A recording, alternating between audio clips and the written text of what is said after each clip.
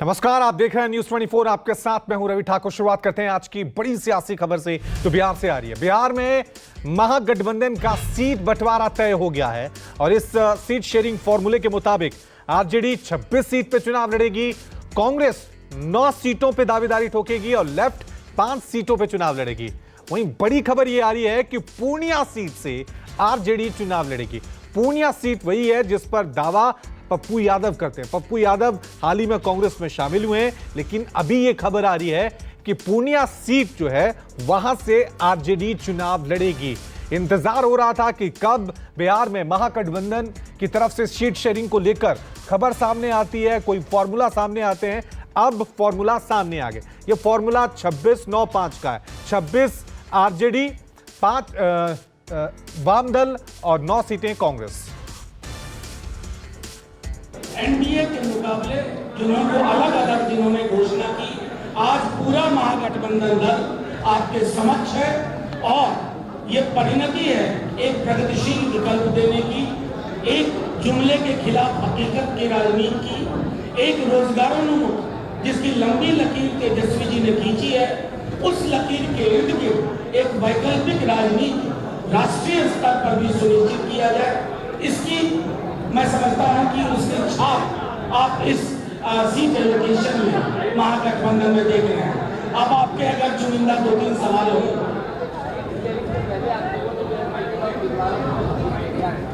नहीं, first phase के उम्मीदवारों के पास चूंकि होली के कारण वक्त नहीं था तो हमें बिल्कुल हेस्ट में वो करना पड़ा।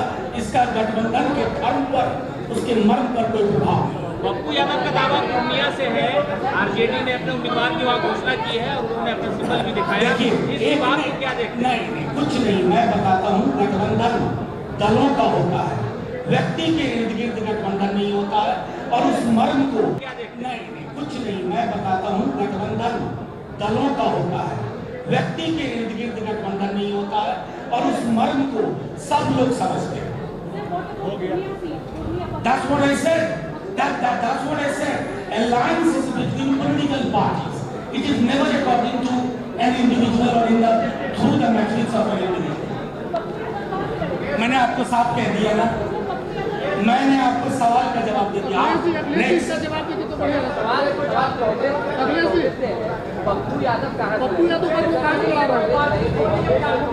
ये महागठबंधन की टीसी है सीट एलोकेशन की। आप स्वतंत्र हैं अलग अलग पॉलिटिकल पार्टी से अलग अलग बात करने के लिए। एक आप सवाल पूछ चुके हैं, एक सामूहिकता का सवाल है।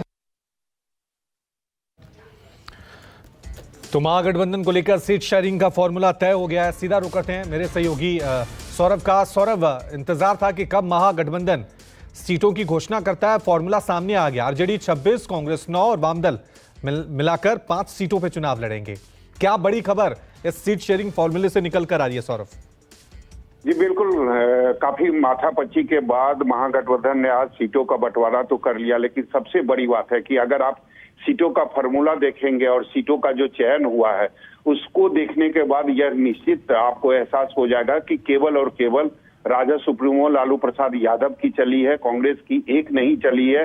हालांकि कांग्रेस लगातार 10-11 सीटों की डिमांड कर रही थी, लेकिन कांग्रेस को वही सीटें मिली है, यानी 9 सीटों मिली है जो उन्हें 2019 में मिली थी। हालांकि आरजेडी शुरू में चाह रहा था कि 6 से 7 सीटें कांग्रेस को दी जाए, लेकिन भले 2 सीटें आरजेडी ने बढ़ा दी, लेकिन उसके बदले लालू प्रसाद यादव ने न केवल पूर्णिया की सीट को अपने खाते में ले लिया, इसके अलावा सीमांचल की 2 और सीट, चाहे मधेपुरा हो या फिर सुपौल हो, दोनों सीटों को, यानी 3 जो सीट है, मधेपुरा, पूर्णिया और सुपौल, तीनों सीट को लालू प्रसाद यादव ने आरजेडी के खाते में रखा। अब ऐसे में सबसे बड़ा सवाल यह है कि पप्पू यादव क्या करेंगे। कुछ दिन पहले जिन्होंने अपनी पार्टी का विलय किया है कांग्रेस में, और कांग्रेस के तमाम जो बड़े नेता थे उन्होंने पप्पू यादव को भरोसा दिया था कि पूर्णिया की सीट आपको दी जाएगी। ऐसे में अब यह है कि पप्पू यादव क्या करेंगे। हालांकि पप्पू यादव लगातार ऐलान कर रहे हैं कि वो जान दे देंगे, पूर्णिया की सीट नहीं छोड़ेंगे।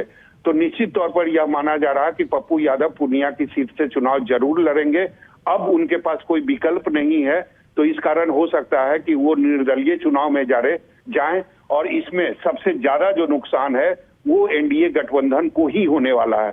दूसरा सीट अगर औरंगाबाद की बात करें तो निखिल कुमार कांग्रेस के बड़े नेता हैं बिहार में, और निखिल कुमार ने भी आपत्ति दर्ज की थी जब अभय कुशवाहा को राजद सुप्रीमो लालू प्रसाद यादव ने अपने घर बुलाकर 5 दिन पहले ही सिंबल दे दिया था। उस समय भी उन्होंने कहा था कि अभी सीटों का बंटवारा नहीं हुआ है, अगर लालू प्रसाद यादव अपने घर बुलाकर उम्मीदवारों को सिंबल दे रहे हैं तो ये गठबंधन धर्म का पालन नहीं है, लालू प्रसाद गलत कर रहे हैं। लेकिन अब औरंगाबाद की सीट आरजेडी के खाते में चली गई है, तो निश्चित तौर पर हो सकता है निखिल कुमार वहां से चुनाव ना लड़े, निर्दलीय वो बागी नहीं बने, लेकिन निश्चित तौर पर इसका नुकसान औरंगाबाद में भी इंडिया गठबंधन को होगा।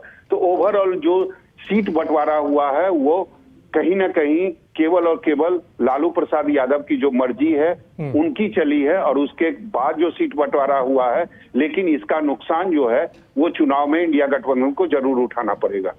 सौरभ, आप कह रहे हैं कि हो सकता है जिस तरह से सीट शेयरिंग फॉर्मूला निकल कर सामने आए, नुकसान उठाना पड़ सकता है।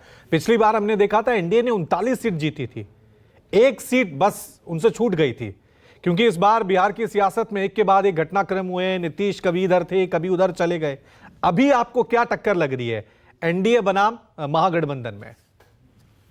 जी बिल्कुल, जो सीटों को लेकर जो घमासान चल रहा है और जिस तरीके से बागी जो उम्मीदवार हैं वो एक एक करके इंडिया गठबंधन में सामने आ रहे हैं, यह इंडिया गठबंधन के लिए शुभ संकेत कहीं से भी नहीं है। हालांकि कई जगहों पर एनडीए के भी जो बागी उम्मीदवार हैं वो भी आ रहे हैं, लेकिन उनकी जो संख्या है वो काफी कम है। इंडिया गठबंधन में अगर आप बागी उम्मीदवार की बात करें तो उनकी संख्या ज्यादा है, तो कहीं ना कहीं नुकसान जो है वो आने वाले चुनाव में इंडिया गठबंधन को ज्यादा होने वाला है। दूसरी तरफ अगर उम्मीदवार की चयन को लेकर बात करें तो उम्मीदवार का जो चयन किया जा रहा है इंडिया गठबंधन के तरफ से, चाहे वो कोई भी दल हो, आरजेडी हो, कांग्रेस हो या फिर सीपीआई हो। इसके पहले आपने देखा होगा कि सीपीआई से बेगूसराय में कन्हैया कुमार उम्मीदवार थे, हालांकि उनकी भी हार हुई थी और 2 लाख से ज्यादा मतों से वो हारे थे। इस बार अवधेश राय उनको वहां से उम्मीदवार बनाया गया है, तो निश्चित तौर पर आप समझ सकते हैं कि अवधेश राय गिरिराज सिंह के सामने कितना बड़ा टक्कर लेंगे। तो उम्मीदवारों का जो चयन हुआ है वो भी मुझे नहीं लगता है कि सामने वाला जो प्रत्याशी है उसका ख्याल रखा गया। अगर अभय कुशवाहा की बात करें, जिनको लालू प्रसाद यादव ने औरंगाबाद का टिकट दिया है, कुछ दिन पहले वो जदयू में हुआ करते थे, जदयू के प्रदेश अध्यक्ष वो थे, युवा प्रदेश अध्यक्ष माने जाते थे, उनको टिकट मिला है। सुशील सिंह वहां से 2 बार के सांसद हैं, तो निश्चित तौर पर इतना बड़ा कद अभय कुशवाहा का नहीं है कि वो सुशील सिंह के सामने टिक पाएंगे।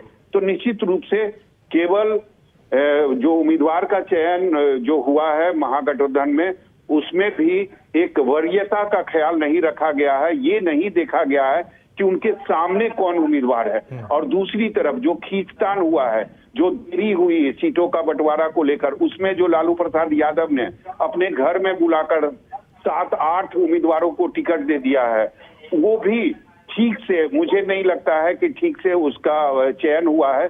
जल्दबाजी में लालू प्रसाद यादव ने फैसला लिया और उम्मीदवारों को और सौरभ, ये जो कांग्रेस को 9 सीटें दी गई हैं, कांग्रेस को 9 सीटें दी गई हैं, इस पे आप क्या कहेंगे? ये ठीक है या और सीट की हकदार थी कांग्रेस?